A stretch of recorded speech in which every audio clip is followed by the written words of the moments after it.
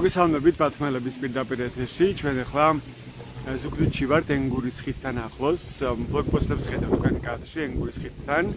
აქ მისვლა არის შეზღუდული უსაფრთხოების ნორმებებით სარგებლობს სამართალდამცველები და ჩვენც ახლა მოვიყვეთ სპეციალური საშუალო რომ აქამდე მოვსულიყავით.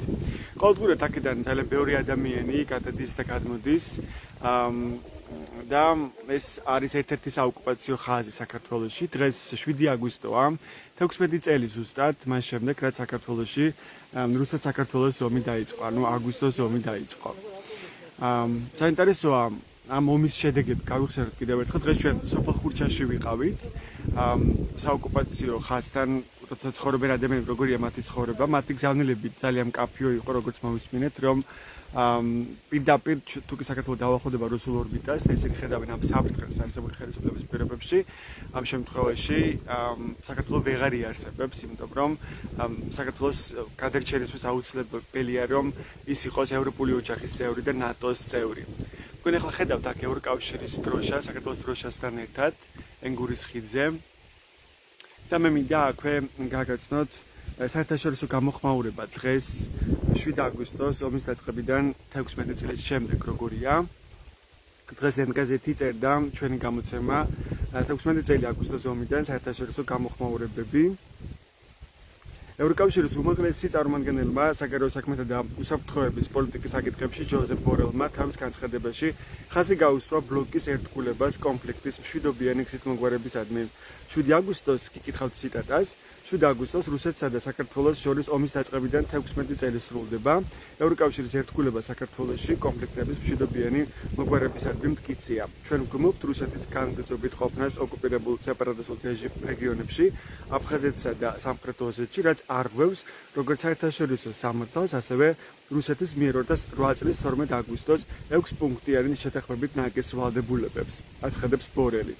ის ხაზს უსვამს, რომ საქართველოში კონფლიქტით დაზარალებული მოსახლეობის უფლებები კვლავ ირღვევა, მათ შორის ბორდერიზაციის პოლიტიკის, გადასასვლელების დაკეტვის და უკანონო დაკავებების გზით რუსეთის სამხედრო და დე-ფაქტო ხელისუფლების მიერ. უნდა დასრულდეს გადაადგილების თავისუფლების შეზღუდვები, ამბობს გიკითხავთ ციტატას, გამოძიებული უნდა იქნას ადამიანის უფლებების დარღვევა და უზრუნველყოფილი იყოს სამართლიანობა ყველა მსხვერპლისთვის. ჩვენ სრულად ვრჩებით კონფლიქტის მშვიდობიანი მოგვარების ერთგული, მათ შორის ევროკავშირის როგორც ჟენევის საერთაშორისო დისკუსიებში, თანამდებობარი სამხრეთ კავკასიაში და საქართველოში კრიზისის საკითხებში ევროკავშირის სპეციალური წარმომადგენლობისა და ევროკავშირის სადამკვირვებლო მისიის ჩართულობით. შეერთებული შტატები აცხადებს, რომ აგრძელებს საქართველოს სუვერენიტეტისა და ტერიტორიული მთლიანობის ადვოკატირებას მის საერთაშორისო დაღიარებულ საზღვრებში. დღეს რუსეთის მიერ საქართველოში შემოჭრიდან 16 წელი გავიდა. ჩვენ გვახსოვს 2008 წლის აგვისტოს მოვლენები და მათი მტკივნეული გავლენა, რომელიც ქართულ ხალხზე დღემდე მოქმედებს. რუსეთის მიერ 2008 წლის ცეცხლის შეწყვეტის შეთანხმების მუდმივი დარღვევა რეგიონში მშვიდობისა და სტაბილურობისათვის მიმდინარე ბრძოლას უსვამს ხაზს, თქვენია საქართველოში ამერიკის შეერთებული შტატების საელჩოს Facebook პოსტში. ეს და სხვა განცხადებები შეგიძლიათ თქვენ უფრო უცბად ნახოთ ენგაზეთის სტატიაში საერთაშორისო გამოხმაურებები 16 წელი აგვისტოს ომიდან და დღეს არის ზუსტად ეს დღე 7 აგვისტო. ძალიან ხშირად ჩვენ გვესვეს მათ შორის ხელისუფლებიდან, ქართული ოცნებიდან, მართველი პოლიტიკური ძალიდან, რომ 8 აგვისტოს არის რეალურად ომის დაწყების თარიღი. ეს იყო თავდაპირველად ასე რუსული პროპაგანდის ერთგვარი გზავნილი, რომ როცა საქართველოს მუპასუხა იმ თავდასხმებს და სასიკვდილო თავდასხმებს რუსეთის მხრიდან, ოკუპირებული რეჟიმის მხრიდან, სწორედ ამ დღეს დაიწყო ომი ცხინვალში, მაგრამ ომის დაწყების დღეთ სწორედ მათ შორის ჰააგის სასამართლო, რომელმაც პუტინი მიიჩნია დამნაშავედ, საერთაშორისო სასამართლო ეს არის მიჩნეული 7 აგვისტო. იმიტომ რომ 7 აგვისტოს დილით ადრე დაიწყო სოფლების, ერედვის, ზემოფრისისა და ვანათის დაბომბვა, ხოლო უკვე შუა დღეს, როდესაც დე-ფაქტო სამხრეთ ოსეთის მხრიდან გახსნეს ცეცხლი, ამ თავდასხმას ემსხვერპლა 2 ქართველი პოლიციელი, ხოლო 5 დაიჭრა. ყველა საერთაშორისო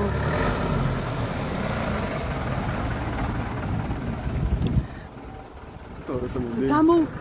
დამოუკიდებელი კომისია, რომელიც შეიქმნა და რომელმაც შეაფასა აგვისტოს ომის მოვლენები, დეტალურად მოახდინეს, საათობრივად აღწერეს თუ რა ხდებოდა 2008 წლის აგვისტოში და ამის საფუძველზე ადვილია ანალიზის გაკეთება, მაგალითად 2 აგვისტოს ცხინვალის დე-ფაქტო ცხინვალის რეჟიმმა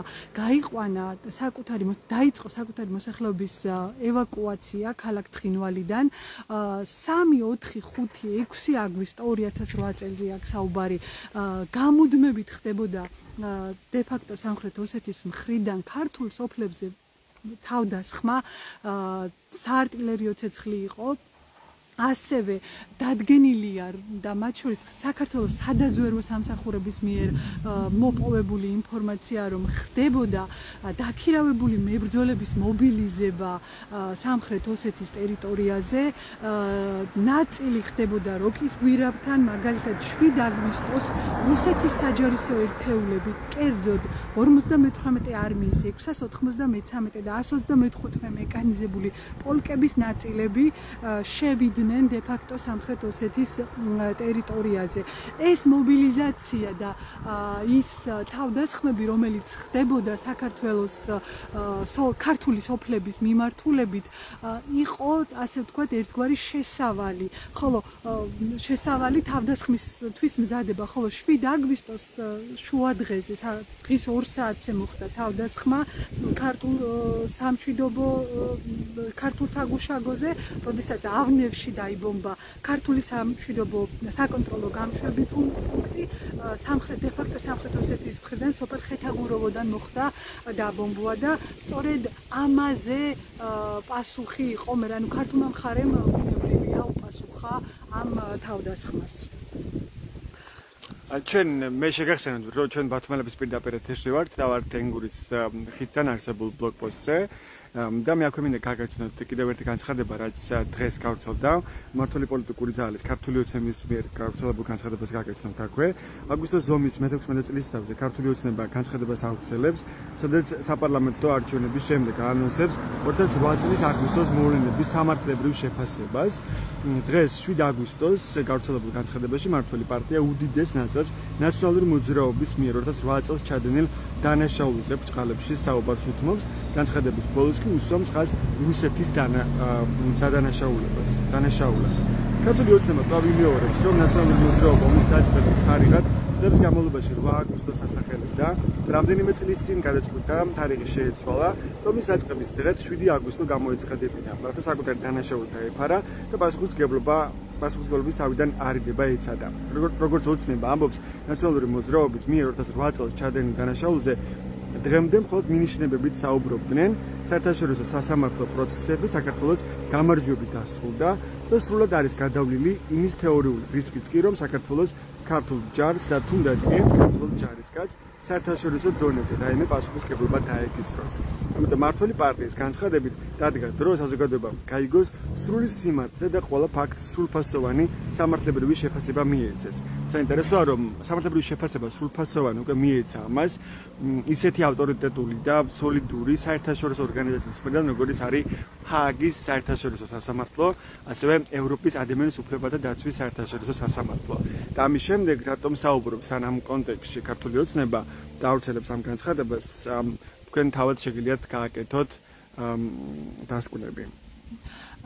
ეხლა ნელ-ნელა გადავინაცვლებთ მეორე მხარეს, თქვენ კადრში ხედავდით ამ დროის განმავლობაში, რაც ჩვენ აგვისტოს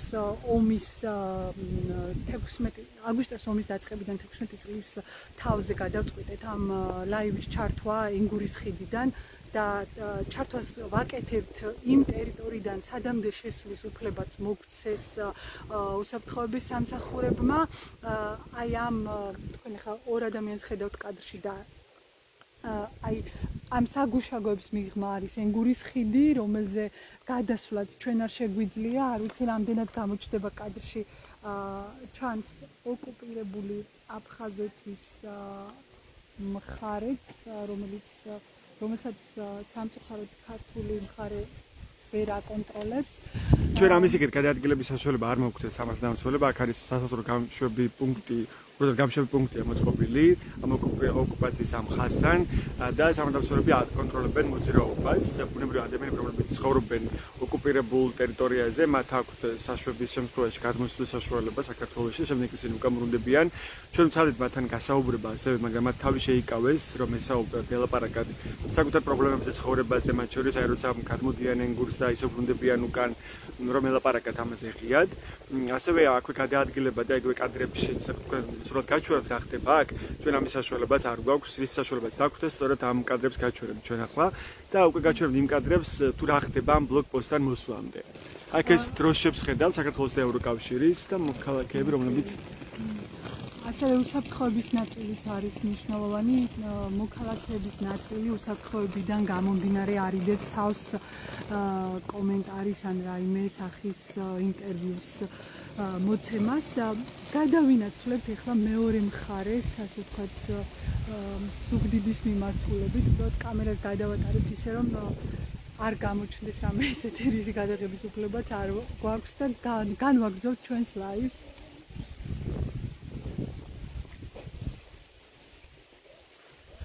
ჩვენ მტოვებთ მოკლედ ბლოკპოსტს, რომელიც არის მოწყობილი ენგურის ხიდთან, ამ საოკუპაციო ხაზთან.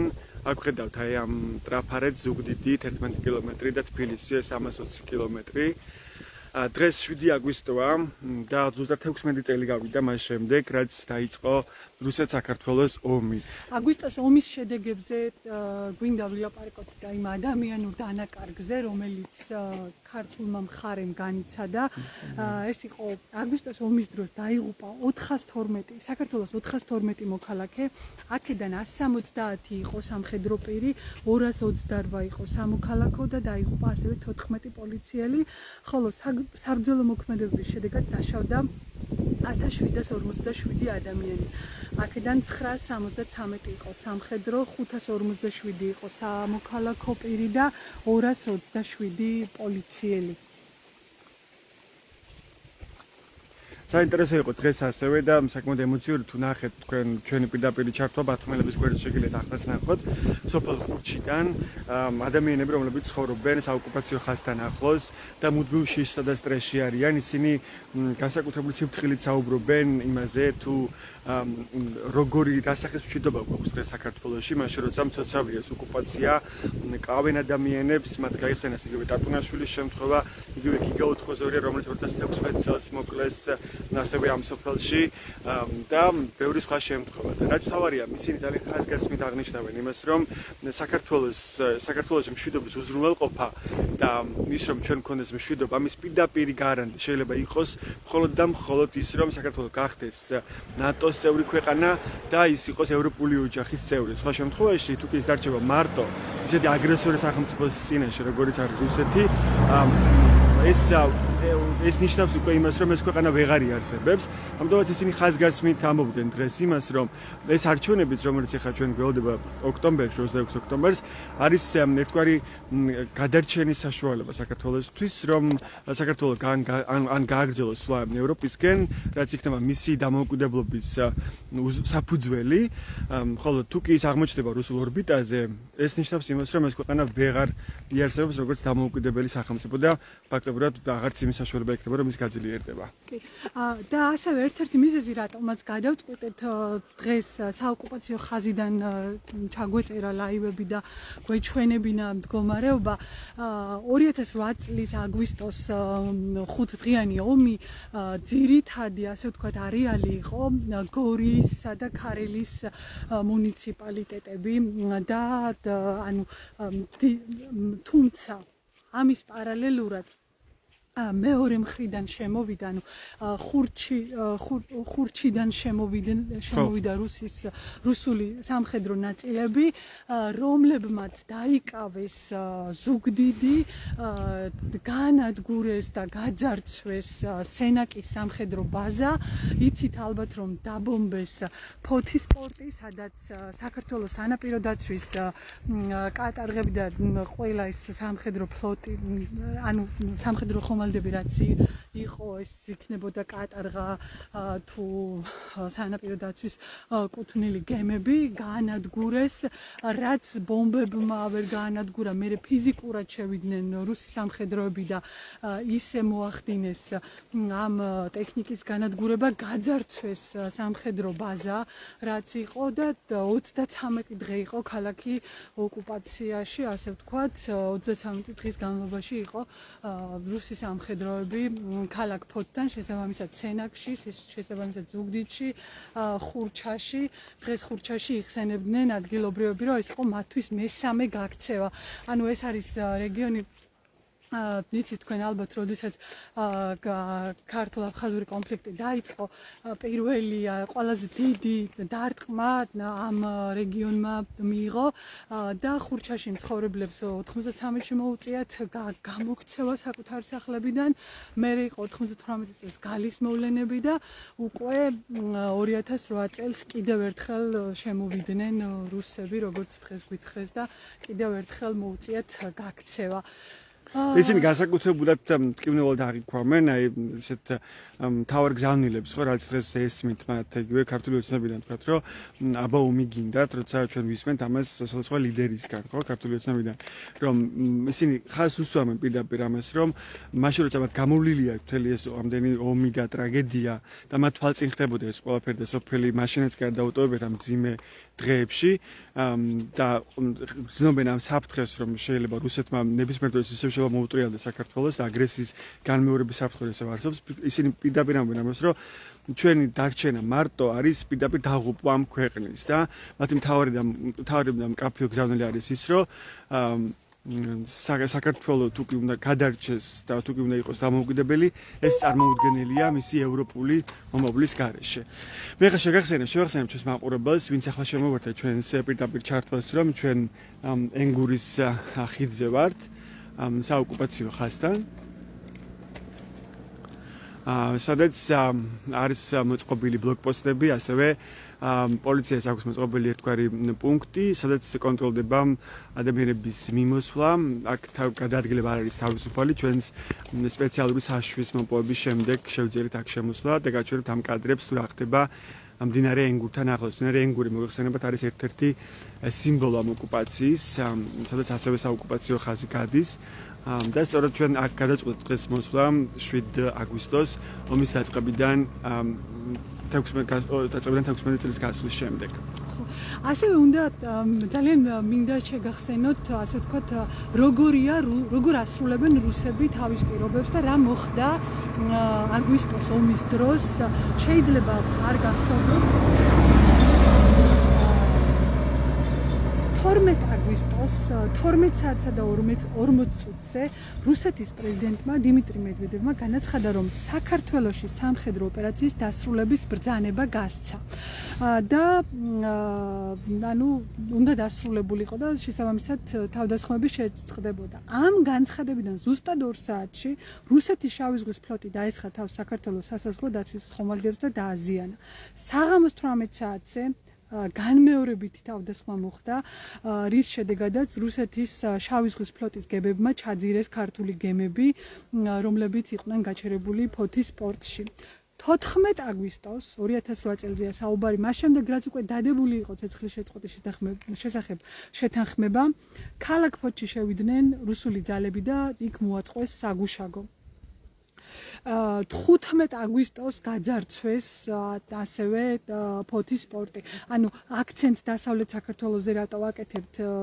ამის პარალელურად იცით თქვენ რომ რუსი სამხედროები იდგნენ გორში, ოკუპირებული იყო გორი, იდგნენ აი გიგოეთთან, ხო? ანუ რადგან დასავლეთ საქართველოში ვართ ეხლა, რადგან სამეგრელოში ვართ, გადავწყვიტეთ რომ ანუ ის ფაქტები მოგვეწოდებინა, რაც უშუალოდ ამ ნაწილში ხდებოდა, თორემ არც ერთი ნაწილი, რაც არც ერთი ვალდებულება, რაც აღებული ქონდა რუსეთს, რეალურად ეს არ შეასრულეს და რაც ყველაზე ტრაგიკული იყო, ერთ-ერთი ისეთი მძიმე მომენტი იყო საქართველოს მოსახლეობისათვის 15 აგვისტოს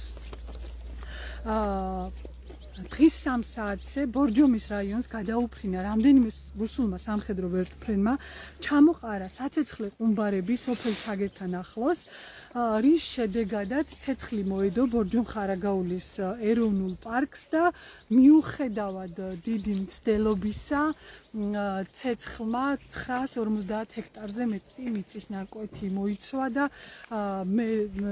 ჩართული იყვნენ თუ გახსოვთ მაშინ მეხანძრე მაშველები, თუმცა დიდი ნაწილის გადარჩენა შეძლეს, თუმცა საბოლოოდ 250 ჰექტარი ტყე განადგურდა რუსეთის ამ თავდასხმის შედეგად. ხოლო 16 აგვისტოს კასპის რაიონში სოფელ ხანდაკთან ახლოს მოხდა კიდევ ერთი თავდასხმა. რუსულმა ავიაციამ ჩამოყარა ის საცეცხლე ყუმბარები, რის შედეგადაც ცეცხლი მოედო ახლო მდებარე ტყეს და დაიწვა ის. ეს არის რუსული მეთოდი, როგორ იცავენ ისინი პირობებს და როგორ ასრულებენ, ასე ვთქვათ, დადებულ ხელშეკრულებებს, როგორ ესმით მათ პირობის შესრულებას. საინტერესო აქვე დღეს გაკეთებული განცხადებები, მათ შორის უკრაინას ჰქონდა შეფასება, უკრაინაში დღემდე გრძელდება ომი, განაგრძობს ომს რუსეთი და უკრაინას ჰქონდა ასეთი განცხადება აგვისტოს ომთან დაკავშირებით, რომ საომარი მოქმედებები 2008 წლის აგვისტოში შეწყდა, მაგრამ რუსეთის აგრესია საქართველოს წინააღმდეგ ამით არ დასრულებულა, აცხადებს უკრაინის საგარეო საქმეთა სამინისტრო. ჩვენ მხარს უჭერთ საქართველოს სუვერენიტეტსა და ტერიტორიულ მთლიანობას, ეს არის ხაზგასმული ამ განცხადებაში. მე აქ შემიძლია წაგითხროთ სხვა სიახლეები, როგორც გითხარით, დღეს საკმაოდ დიდი საერთაშორისო გამოხმაურებები იყო აგვისტოს ომთან დაკავშირებით. მათ შორის მე შემიძლია გაგაცნოთ კონკრეტული ჟოზეფ ბორელი, ის გახლავთ ევროკავშირის უმაღლესი წარმომადგენელი საგარეო საქმეთა და უსაფრთხოების პოლიტიკის საკითხებში. გიგითხავთ ციტატას, ვინც ახლა შემოვარდა ჩვენს პირდაპირ ჩართვას. 7 აგვისტოს რუსეთსა და საქართველოს შორის ომის დაწყებიდან 16 წელი სრულდება ევროკავშირის ერთგულება საქართველოში კონფლიქტების მშვიდობიანი მოგვარებისადმი მტკიცია. ჩვენ გვმობთ რუსეთის განგრძობით ყოფნას ოკუპირებულ სეპარატისტულ რეგიონებში, აფხაზეთსა და სამხრეთ ოსეთში, რაც არღვევს როგორც საერთაშორისო სამართალს, ასევე რუსეთის მიერ 2008 წლის 12 აგვისტოს 6 პუნქტიანი შეთანხმებით ნაკის ვალდებულებებს, აცხადებს ბორელი. ის ხაზს უსვამს, რომ საქართველოში კონფლიქტით დაზარალებული მოსახლეობის უფლებები კვლავ ირღვევა, მათ შორის ბორდერიზაციის პოლიტიკის, გადასასვლელების დაკეტვის და უკანონო დაკავების გზით რუსეთის სამხედრო და დე-ფაქტო ხელისუფლებების მიერ. ასეთი იყო ჟოზეფ ბორელის განცხადება. თქვენ შეგიძლიათ უფრო ვრცლად საერთაშორისო გამოხმაურებები ნახოთ ნეტგაზეთის სტატიაში. ასევე თქვენ აქ ნახავთ ქართული ოცნების ანონს, ერთგვარ ანონს, რომ ისინი არჩევნების შემდეგ, საპარლამენტო არჩევნების შემდეგ საქართველოში ანონსებს ქართული ოცნება, რომ აგვისტოს ომის სამართლებრივი შეფასება მოხდებაო.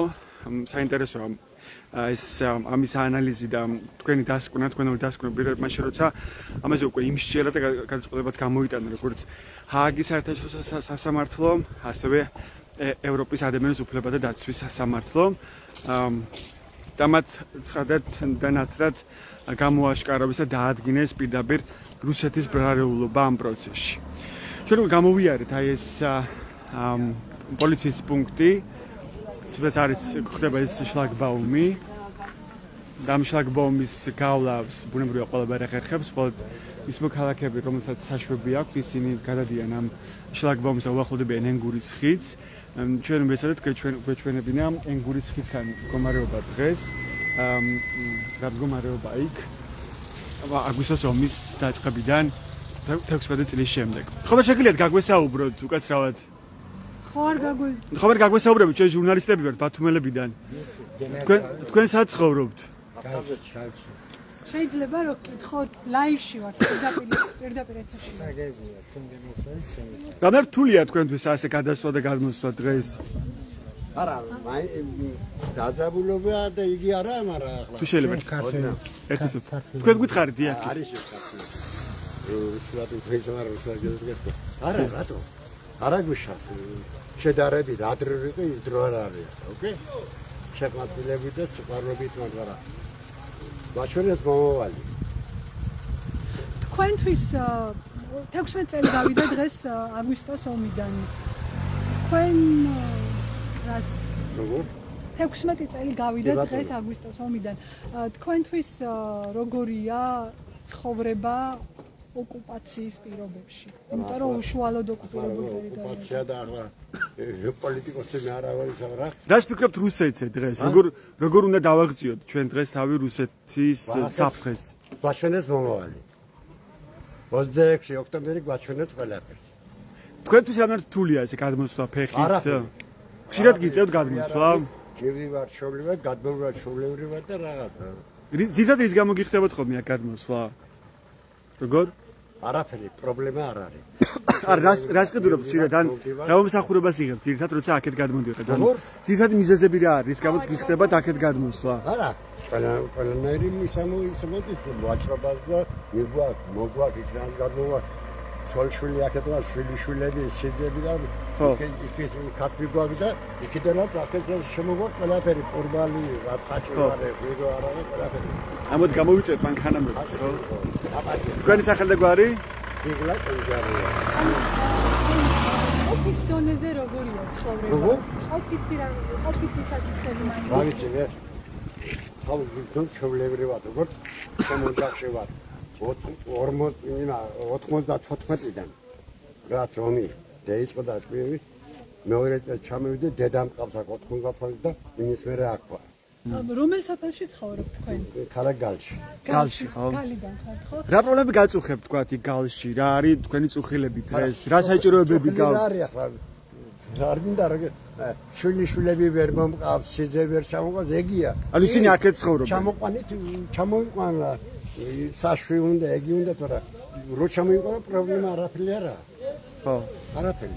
კაცი შვილი ხმაც აქცენ, ვარ შობლებად, მეგობრები მსყავს და საცეკვარო ხალხი მე ძმაკაცები, აფხაზები ვეხუთველი, მაგათ დაფანტულები არა, მაგრამ ნაცია რაშუაშია. კაცი თუ გამოშტაგლა ხატა. ეხოთა მაპატ. მომსთან დაკავშირებით რა სადაც გავიდა უკვე 16 წელი დღეს, ხო?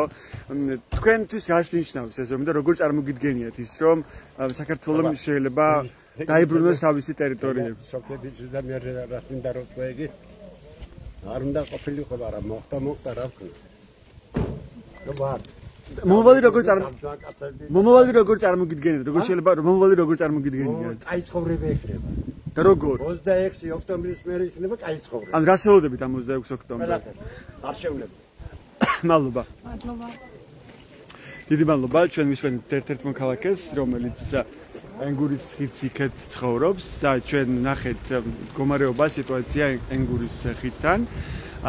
დღეს არის 7 აგვისტო, 16 წელი გავიდა მას შემდეგ, რაც აგვისტოს ომი დაიწყო საქართველოში და დღეს ჩვენ გადაწყვეტ მოსულიყავით აქ ენგურის ხიდთან, რომელიც ერთგვარი სიმბოლოა ოკუპაციის ხაზი გადის ასევე აქ ენგურის ხიდთან და გვეჩვენებინა სიტუაცია თუ როგორია აქ და ასევე მოგვისმინა ადამიანების პოზიციები თუ როგორ აღიქვამენ ისინი იმას რომ როცა ისმის ბრალდება საქართველოს ხელისუფლების მიმართ რომ ის აშორებს საქართველოს ევროპას და ახლავს რუსეთს ეს რას უქადის ჩვენს ქვეყანას და ასე მთავარი ხელისუფლების გზავნილი თქვენ როგორც გესმის და ჩვენ როგორც ვისმენთ ყველა ერთად არის ის რომ აბა ომი გინდათ ანუ ჩვენ უზრუნველყოფთ მშვიდობას გვეუბნება ჩვენ ქართული ოცნება ეს რას ნიშნავს ჩვენს მოცემულობაში მათ შორის აქ ამ საოკუპაციო ხაზთან ახლოს მცხოვრები ადამიანებისთვის ჩვენ ამის გამორკვევა ვცადეთ დიდი მადლობა თქვენ რომ გვიყურებთ. მან ხომ არ დამატებით რა იმეს. ეს ბათუმელების პირდაპირი ჩართვა იყო. მადლობა ყურადღებისთვის. მდროებით.